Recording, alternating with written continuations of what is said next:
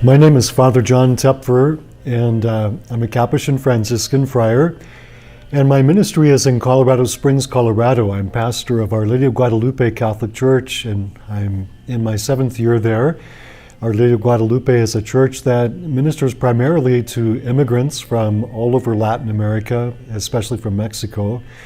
We have both English and Spanish-speaking members of the parish, and that's a ministry that I've been involved in for over 20 years now. And so it's a joy to be with you today and to answer a few questions that people want to ask a Capuchin. So the first question that I have today is from Agnes Schaefer, and this is what she asks. As Catholics, each with our own particular relationship with the Blessed Trinity and our Holy Mother, talk about that unique spirituality that Capuchins have versus other orders, and even the difference between the various orders of all the different Capuchins. Also, how does this dictate your mission as God's good shepherds? So it sounds like about 3 questions, but I'll begin with the first part. The unique spirituality that we have as Capuchins. Well, first and foremost, we Capuchins follow Jesus in the footsteps of St. Francis of Assisi, because we're part of the Order of Friars Minor, and we're that part of the order that reformed in 1528, some 300 years after the death of St. Francis. And so Capuchin Franciscans then reflect the spirituality of St. Francis. And if we look at St. Francis, he has a very rich spirituality, and we learn about his spirituality from reading the lives of St. Francis, of which there are many that have been written. 2 of the most famous would have been written by St. Bonaventure, about 40 years after the death of St. Francis, 30 years, and also St. Thomas of Celano, who wrote the official account for the canonization of St. Francis.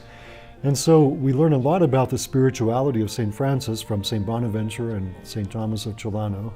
And if you take time to read their lives of St. Francis, we learn an awful lot. One time I did a comparison of those 2 lives of St. Francis, and I outlined them, and I went through and I made the sign of the cross in the margin every time that there was a mention of the cross of Jesus. And literally hundreds of times the cross of Jesus is mentioned as the story of Francis's life is told. And so as a Capuchin Franciscan, I believe that the cross is very central to the spirituality of St. Francis. Sometimes we even see statues of St. Francis holding the crucifix and looking upon it with great love and devotion. We know that at the beginning of Francis's conversion, when he was praying in the little chapel of San Damiano outside the walls of Assisi, it was from the crucifix that Christ spoke to Francis and said, "Francis, rebuild my church." And Francis looked around at the church around him, and he saw the mortar falling down, the church in disarray, and he first understood that to mean that he needed to rebuild the physical church of San Damiano. But he would soon come to understand that the church that he was called to rebuild was the church that is made up of the people of God, of you and me. And the cross is at the heart of St. Francis's spirituality. And there are any number of moments in the life of Francis when we encounter the cross. Perhaps one of the most famous is 2 years before Francis died. On the top of Mount Laverna, Francis was at prayer near the feast of the exaltation of the Holy Cross. And suddenly Jesus Christ appeared to him, Jesus Christ crucified. And from the cross, Jesus was looking at Francis with great love and compassion. And when Francis looked on the face of Jesus and saw that compassion and love, his heart melted within him to see the great love of Christ for him. And then Francis started to see the nails in the hands and feet of Jesus and his suffering for his sins, for the sins of Francis. And then he was also very sorrowful for his own sins that caused the sufferings of Jesus. So the cross of Jesus is at the very heart of Francis's spirituality. And because Francis embraces the crucified Christ, it empowers him to be able to embrace the crucified Christ in the suffering and the poor. And so, for example, Francis is, in the very beginning of his religious life, is able to embrace a leper. At first he's afraid to do so, and then he does. He embraces a leper, he kisses him and embraces him. And then a large part of his ministry in the beginning is ministering among the lepers, loving the people that others find it hardest to love. And so Francis learned to embrace the Lord Jesus Christ in the suffering. And so the cross of Jesus is very central to our spirituality as Capuchin Franciscans. Francis also had a great love for the Eucharist, and he even wrote several letters to the friars to teach them about love for the Eucharist. It's said that Francis would go into a town to begin his time of preaching, and he would take a broom with him into the local Catholic church, and one of the first things he would do would be to clean up the church, to make sure that the house of God was in good order, out of his great respect for that sacred place where the Eucharist was reserved.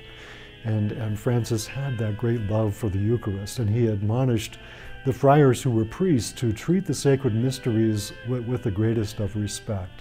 And so certainly Francis would instill that love for the Eucharist in each of his brothers, and it's a love that we Capuchin Franciscans certainly have and live out in the way that we celebrate the Mass, in our faithfulness to what the Church asks us to do, to celebrate a beautiful and reverent Mass. Other parts of the spirituality of St. Francis, he loved Lady Poverty. He believed that in letting go of material things, he and his brothers would be more free to serve the Lord Jesus. And so a great love for living a simple life, and whatever we do need to live, we can certainly have, but it doesn't belong to us individually. We share what we have with one another, and in that simplicity and in that detachment from material things, our heart and our mind are more free to do the work of Jesus and to embrace our brothers and sisters and to walk with them on our journey of faith. Francis also had a great love for the Blessed Mother. He even wrote an office of the Blessed Mother to be used in praying the Psalms, and with a particular regard for Mary, who is our mother. So those are just some of the first things that come to my mind when I think about the spirituality of Franciscans, of Capuchin Franciscans. And of course, one more thing I would say would be prayer. And Capuchins especially are devoted to contemplative prayer, a deep kind of prayer where we rest in the presence of the Lord and are mindful of His presence within us. And we don't even need words. We can simply rest in the presence of Christ, maybe using His word in the Scriptures as a jumping off point, but simply learning to pray deeply, to rest deeply in the presence of the Lord. Contemplative prayer. And that also is a huge value of St. Francis that we see in his life. So often Francis he not only wanted to preach the gospel and care for the lepers or the poor, but he also wanted to get away from it all, to go away to quiet places in the countryside of around Assisi to spend time in quiet prayer. And so the prayer of quiet contemplation is a prayer that we Capuchin Franciscans are particularly called to. It's a grace that we learned from the Camaldolese monks who took us in the beginning of our reform way back in 1528. And they taught us a lot about contemplative prayer. And so all Franciscans are devoted to prayer, but I think Capuchin Franciscans are specifically known for being devoted to contemplative prayer. And so Agnes, I hope that I've answered some of your questions. You at the end of your question, you say, well, how does all of this dictate your mission as God's good shepherds? As Capuchin Franciscans, we believe that our life of service flows out of our life of prayer, our life as brothers, living in fraternity, gospel, love for one another, and that out of our life of prayer and fraternity flows what we do for the Church and for the people of God all around us. And so whatever we do in the Church, whether we're priests or carpenters, whatever we might do for the Lord and His people, it all is empowered by the Lord Jesus, whom we meet in our prayer and in our brothers in Capuchin fraternity.